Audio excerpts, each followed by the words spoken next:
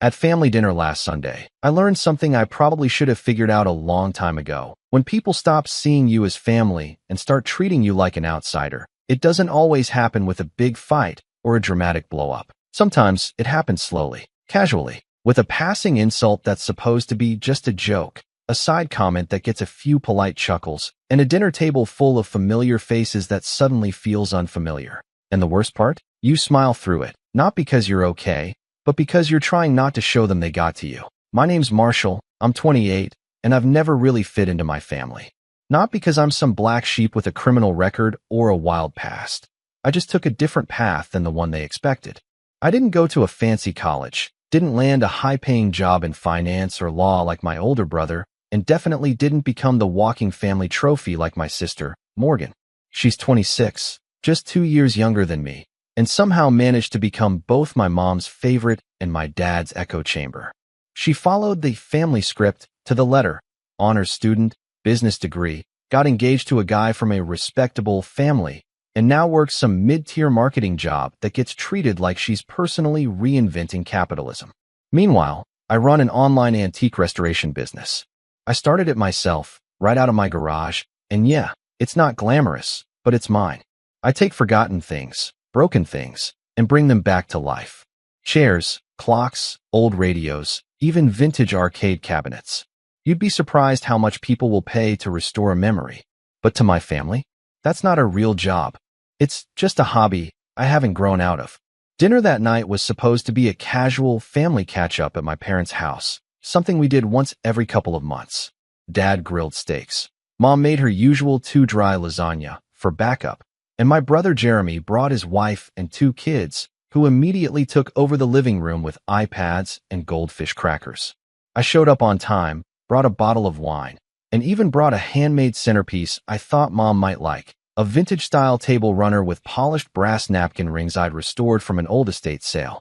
She took one look at it, smiled tight, and said, "That's sweet, honey, but we don't really do that rustic look anymore." I brushed it off. I've gotten good at brushing things off. But then Morgan walked in, and everything shifted. She made an entrance like she was walking into a movie premiere, flashing smiles, tossing her hair, and holding the hand of some guy none of us had met before.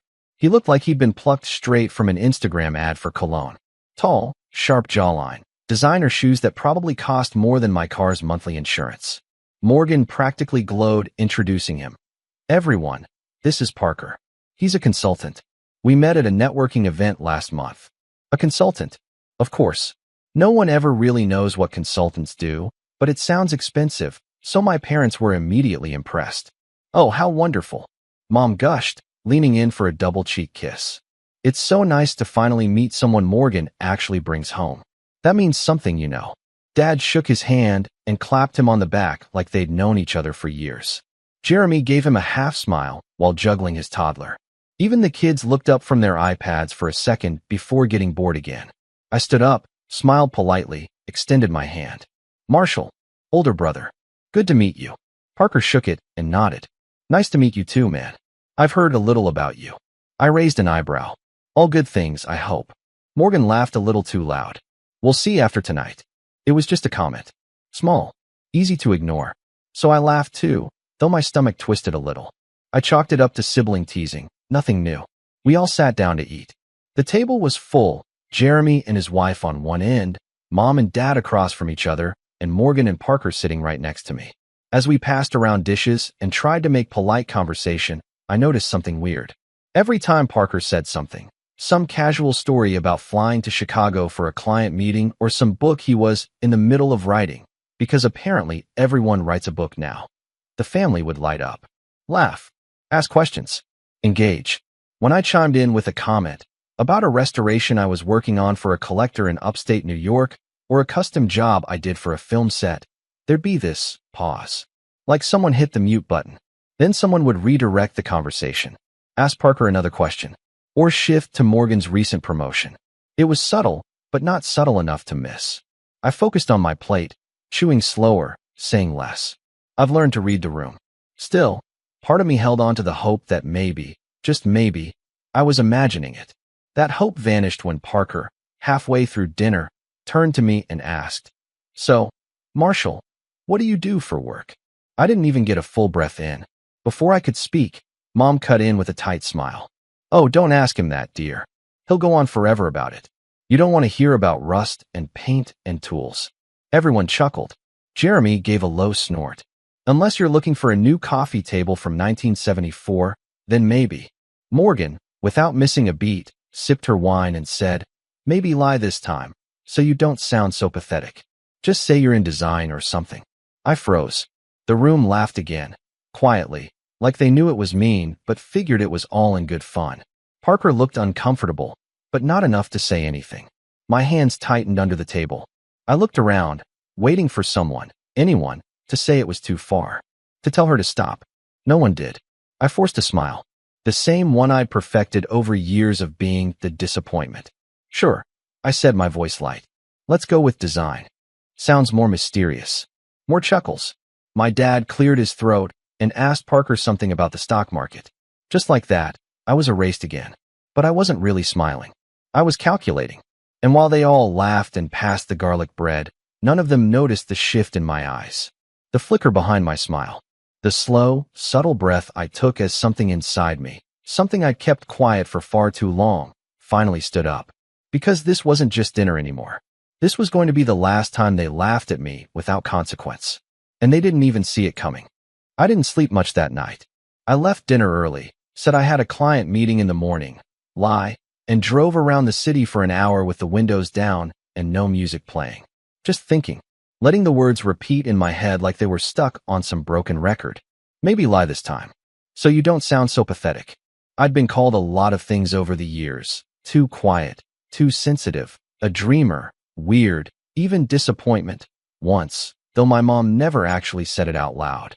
She just said she wished I was more like Morgan or more stable like Jeremy.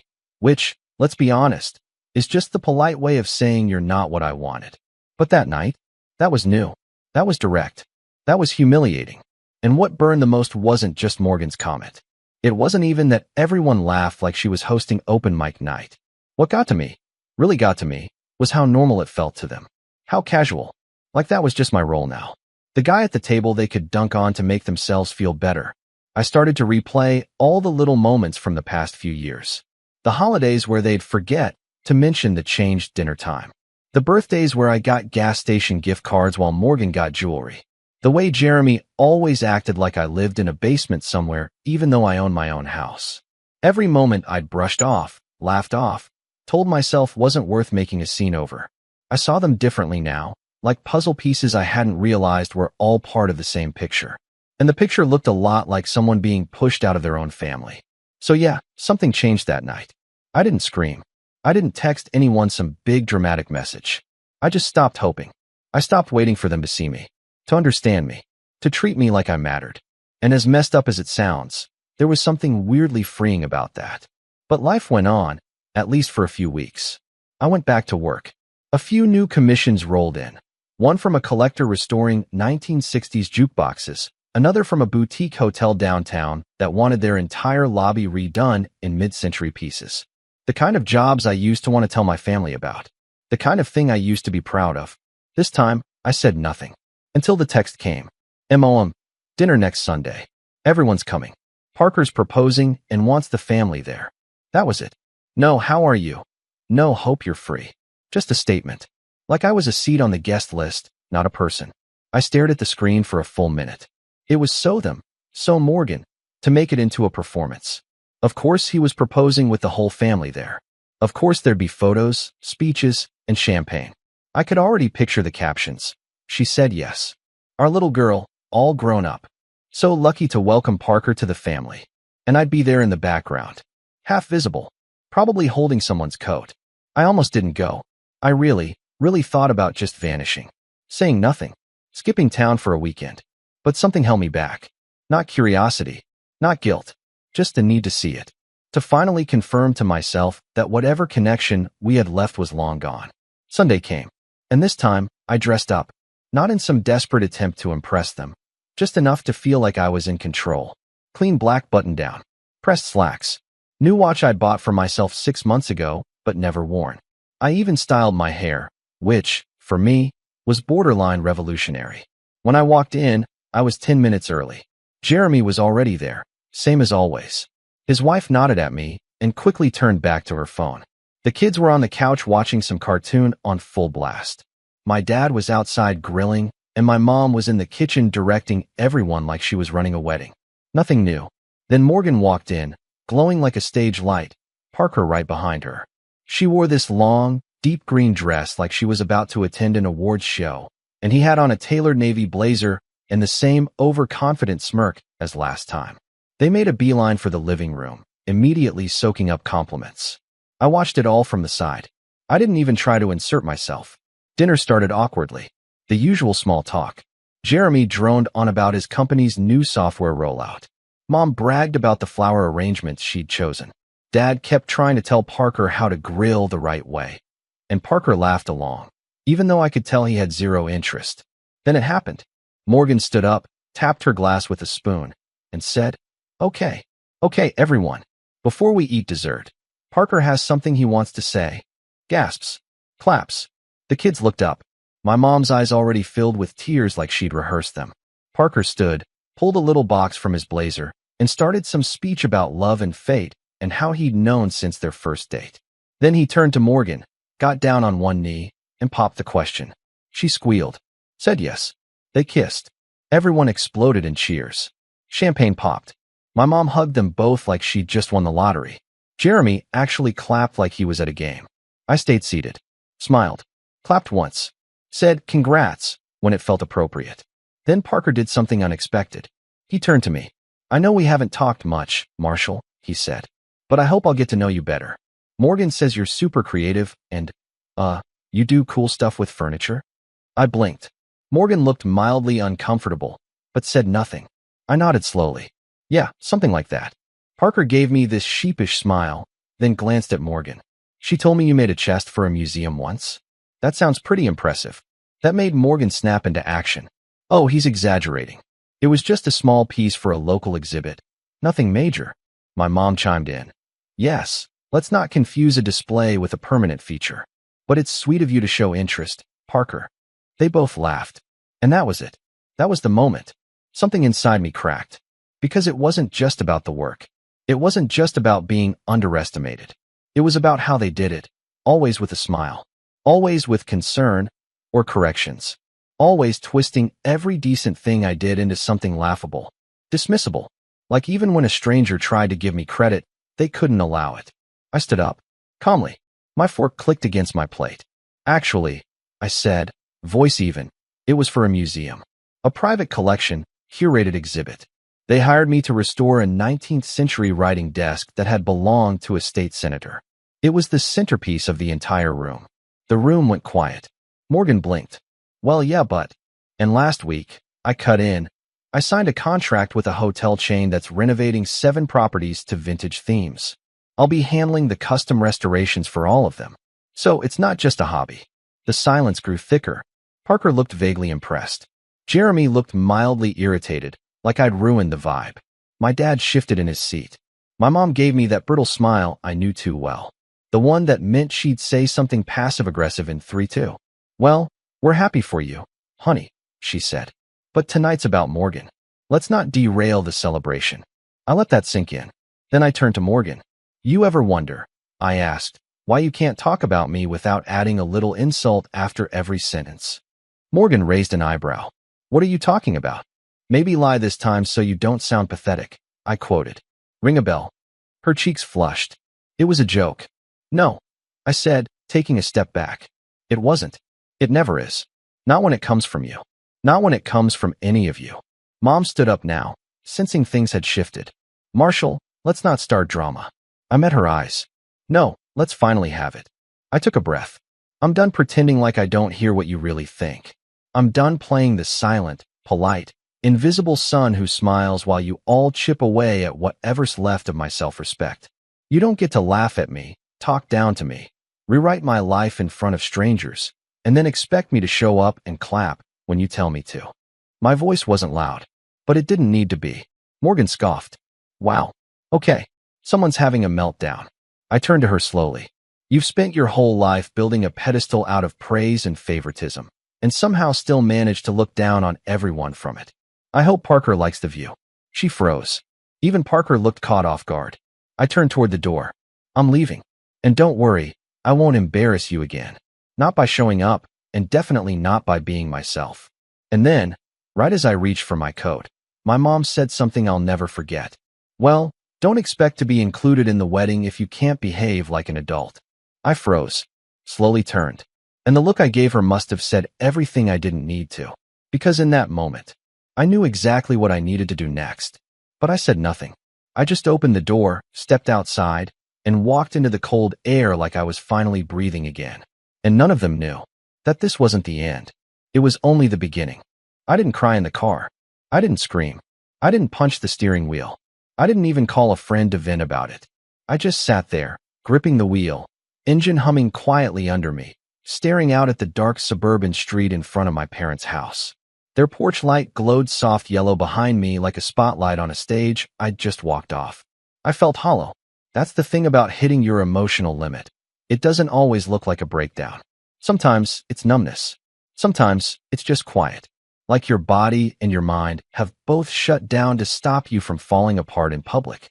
I drove home in silence. No radio. No podcasts. Just the sound of tires on pavement and my breath catching every once in a while when my thoughts tried to wander back to that moment. Don't expect to be included in the wedding. As if I was some child who needed to be taught a lesson. My own mother had essentially told me I was replaceable. And the worst part? I kind of believed her. The next few days were a blur. I went through the motions. Woke up, brewed coffee, ignored my phone. Walked into my workshop and stared blankly at the antique armoire I'd been meaning to finish refinishing. I had orders, emails, even a couple of voicemail messages from past clients. One of them excitedly telling me she'd referred me to a magazine that was writing a piece on vintage furniture design. But I didn't care. I felt like everything I'd worked for, everything I'd built, suddenly didn't matter. Like it was all paper thin the moment my family dismissed it with a joke. What good was creating beautiful things if the people who were supposed to believe in you saw it as a punchline? I stopped checking Instagram. Paused all new commissions. Let messages pile up. I wasn't sad. Not exactly. I was tired. Not just of them. Of always being the one who had to rise above it. To swallow pride, play peacemaker, or minimize my own success just to avoid being called dramatic. For years, I told myself that one day they'd come around.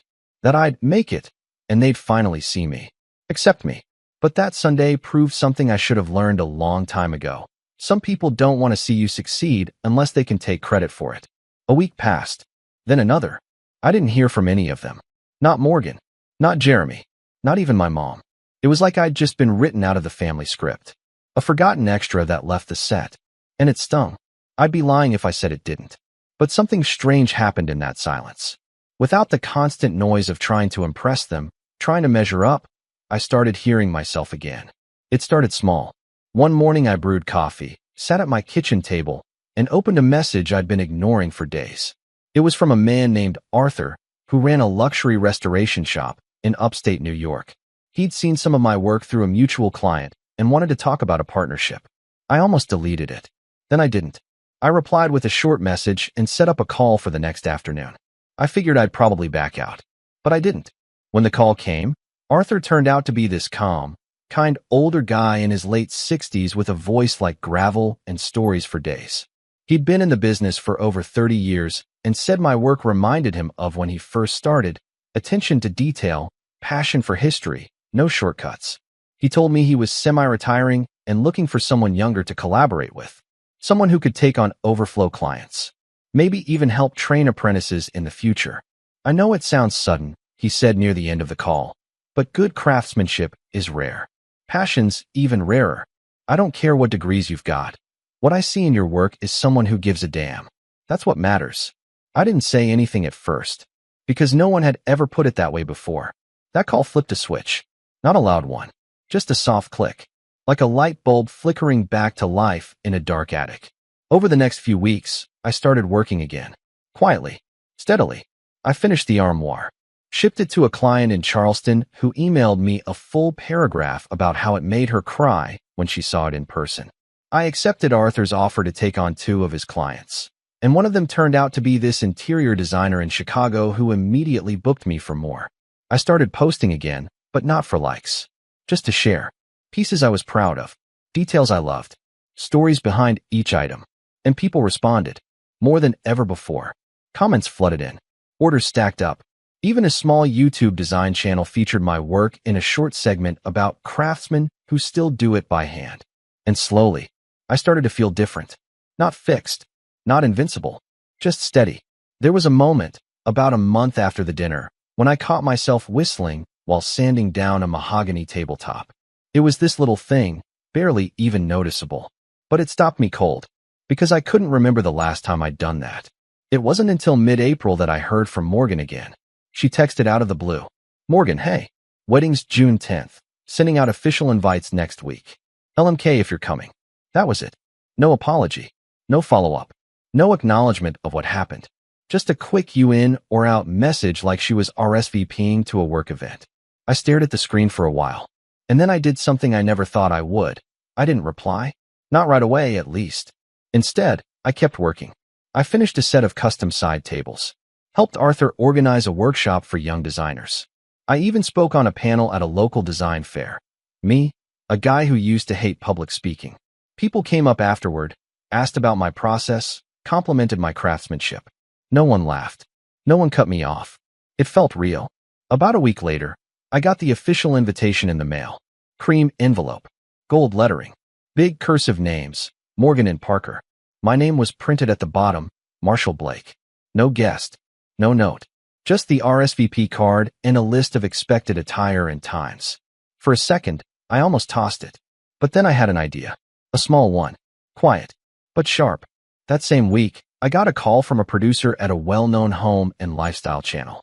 They were running a new series on small batch artisans and wanted to feature a few restoration experts. Someone had sent them my Instagram page. The producer was direct. We love your aesthetic. It's rare, thoughtful, authentic. We think you'd be a great fit. We scheduled a video call. She asked me questions. I answered casually. At the end, she smiled and said, "You know, we're also shooting a segment on location at a big wedding this summer. Luxury venue, very old school. They're showcasing bespoke design elements throughout the space. Would you be interested in contributing?" I blinked. A wedding? She nodded. Yep. Furniture staging, floral stands, maybe a centerpiece or two. We'd put your name in the credits. Could be good exposure. I asked for the date and location. She told me, and I nearly laughed out loud. It was the same venue Morgan had listed on her invite. That was when everything came together. Not revenge. Not spite. Just clarity. Because for the first time in a long, long time, I finally held the pen. And I had a story to write. I RSVP'd yes. But I didn't tell them how I was coming. And I definitely didn't tell them why. To them, I was still the same joke from dinner. The brother they could forget until it was time for a family photo. The one they'd cut out of the toast, the slideshow, the planning emails. But what they didn't know, what they never bothered to ask, was that while they were busy building a fantasy around Morgan's perfect day, I'd been quietly building something of my own. Something solid. Something they couldn't laugh away. And on June 10th, they were finally going to see it. Whether they liked it or not. Most people think revenge is loud. That it comes with fireworks, shouting, public breakdowns, or explosive reveals that leave everyone gasping and whispering. Maybe that's how it works in movies. But in real life, the best revenge is quiet, patient, precise. It's not about making a scene. It's about making a point. So when I said yes to Morgan's wedding invite, I didn't do it out of sentimentality. I wasn't hoping they'd change or come to their senses or even apologize for how they'd treated me. No, I was past all that. I accepted the invitation because I saw an opening. A beautiful, poetic opening. The same family that had spent years treating me like I was less than, irrelevant, a footnote in their shiny group photo, was now hosting a high-profile event at a venue where I had just been invited to contribute, behind the scenes, for a national design series. They had no idea, and I had no intention of telling them.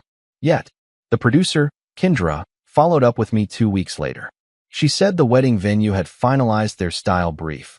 Vintage romantic with a modern flair. Think hand-carved wood, warm brass tones, floral accents.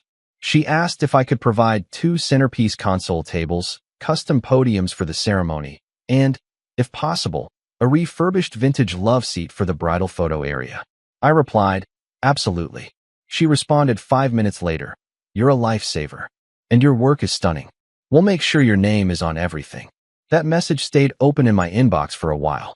I just kept rereading that line. Your name is on everything. They were filming an entire episode around this wedding. The production team would be at the venue for 3 days. Interviews, B-roll, prep, tear down, and my work would be there for every second of it. My tables, my detailing, my craftsmanship, and most importantly, my name. Not just on a tag, in the credits, on screen, recognized. The next morning, I got to work, harder than I had in months, maybe years. I didn't talk to anyone about it. I didn't post updates online. I didn't even tell Arthur, though he noticed my energy had shifted and gave me a quiet thumbs up when I finished sanding a cherrywood base in record time. There was something deeply satisfying about it. Planning something in silence. Not for applause. Not for validation. Just for me. Every morning, I brewed coffee, turned on my workshop lights, and laid out the plans. The centerpiece tables would be reclaimed oak, polished to a mirror shine, with carved floral motifs along the legs. The podiums would be a dark walnut, smooth and angular, traditional but bold. And the love seat? That was my favorite piece. I found it at an estate sale outside of town, a 1930s French-style couch with a cracked frame and torn velvet. Everyone else walked past it like it was garbage. I saw a masterpiece hiding under the dust. 3 weeks later, it looked like something out of a luxury catalog. Deep green velvet re-upholstered by hand. Ornate legs I carved and stained myself. Brass detailing along the backrest. It wasn't just a piece of furniture, it was a statement. I imagined Morgan sitting on it for her bridal portraits.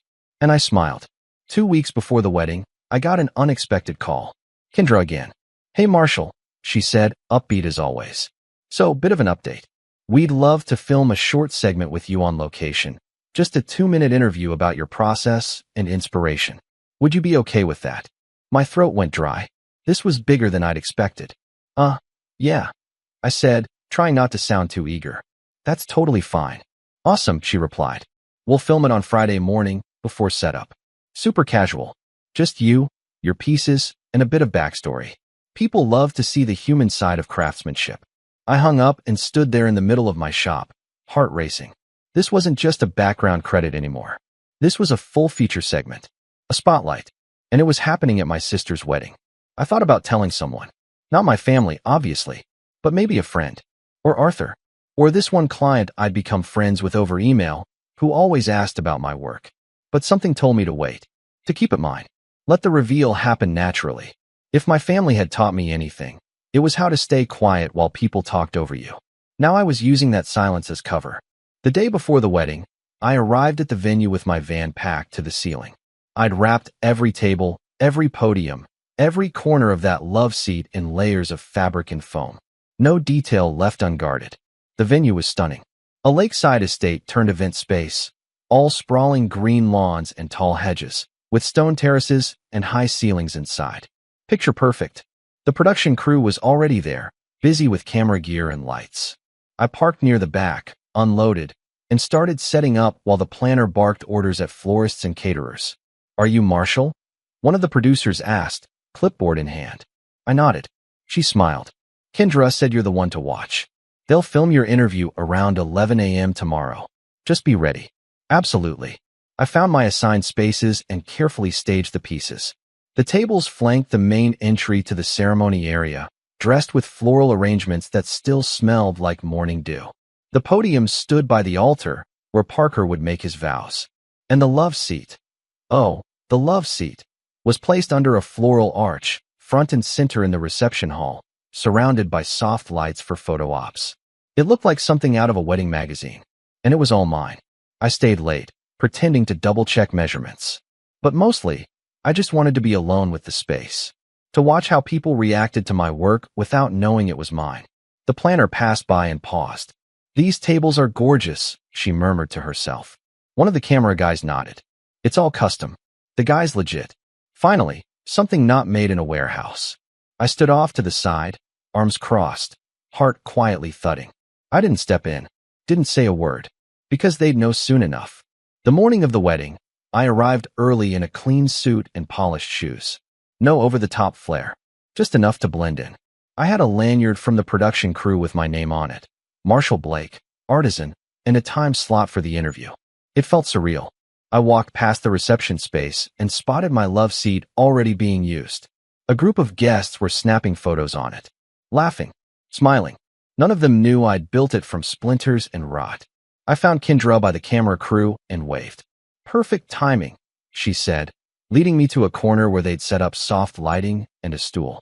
We'll start rolling in 5. Just speak from the heart. I did. The interview flowed.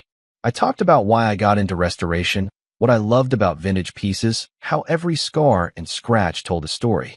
I kept it honest, grounded, not trying to impress, just trying to be me. When we wrapped, the crew clapped softly and one of them said, "Man, that was great. You've got a real presence." I nodded, thanked them, and walked off to the side of the garden, just in time to see Morgan arrive. She stepped out of a sleek silver car in a lace-trimmed gown, surrounded by bridesmaids, photographers, and my mom. They didn't see me, but I saw them. I watched as they laughed, posed, and directed people like it was their personal movie set. And then, just as Morgan turned toward the entrance, she saw the tables. Her face tilted slightly. Then she saw the love seat. Her eyes narrowed. She turned to my mom and said something I couldn't hear, but I saw her lips move. Then her brows knit. My mom followed her gaze, looking vaguely puzzled. And that was when the first domino fell. It didn't take long. Around noon, guests started to arrive. People commented on the decor, the custom touches, the way the vintage elements elevated the entire aesthetic. A few even asked where the pieces came from. Then someone pointed out the credits.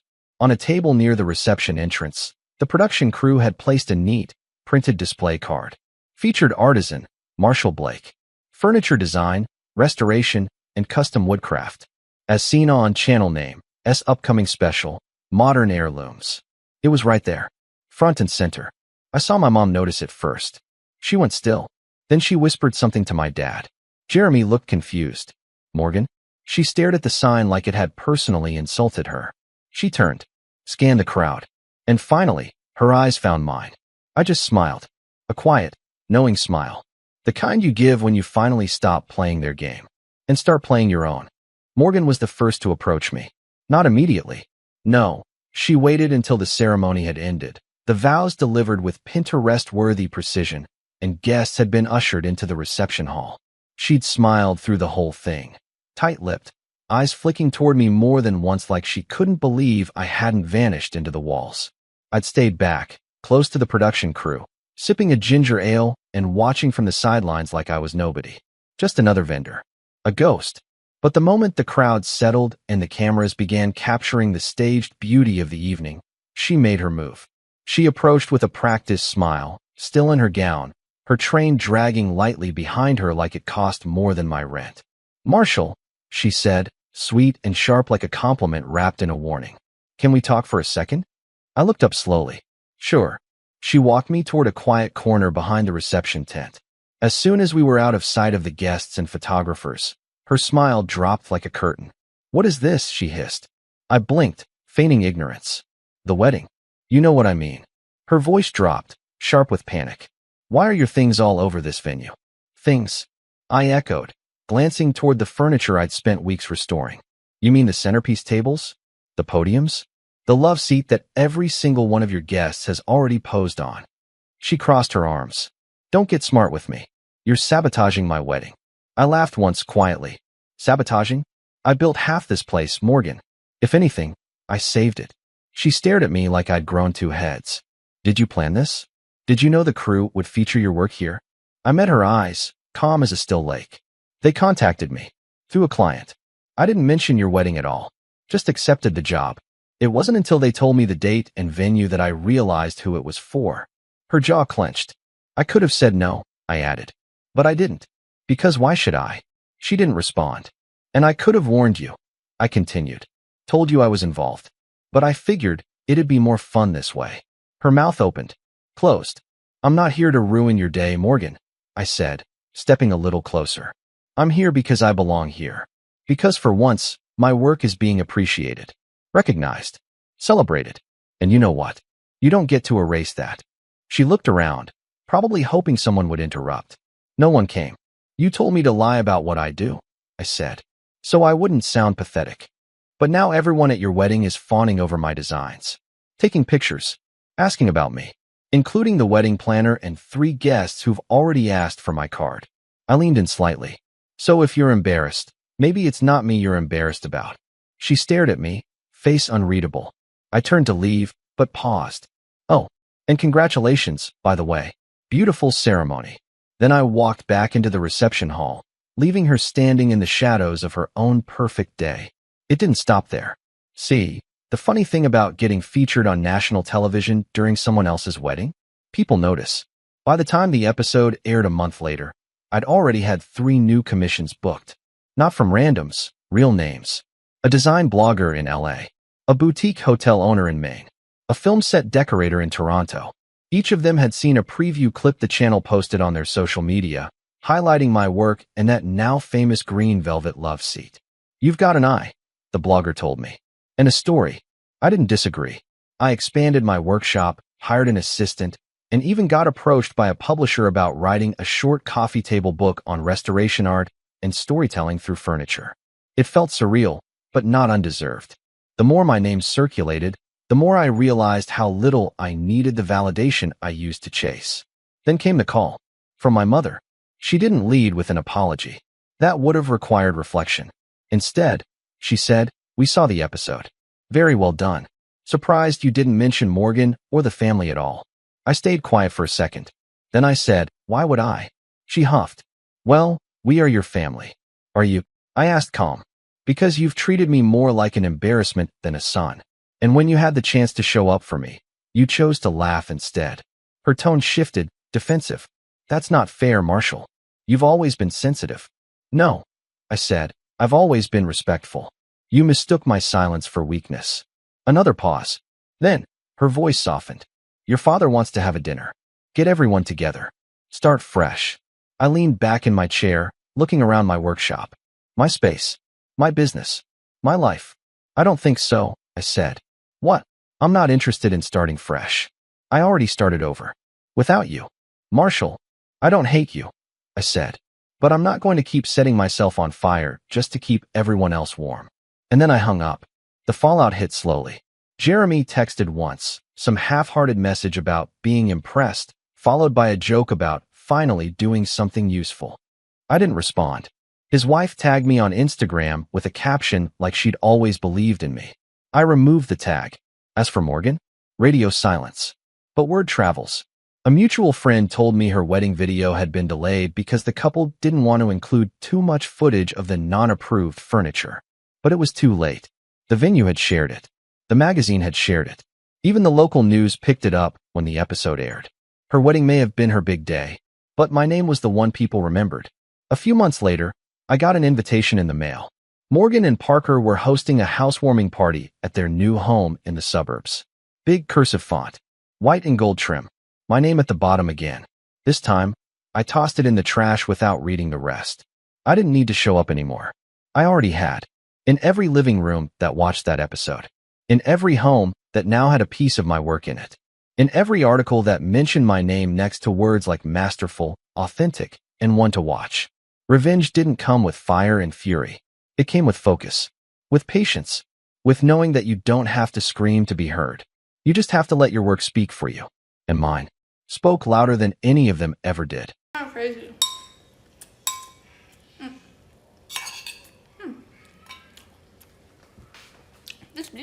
This beef strip is pretty good.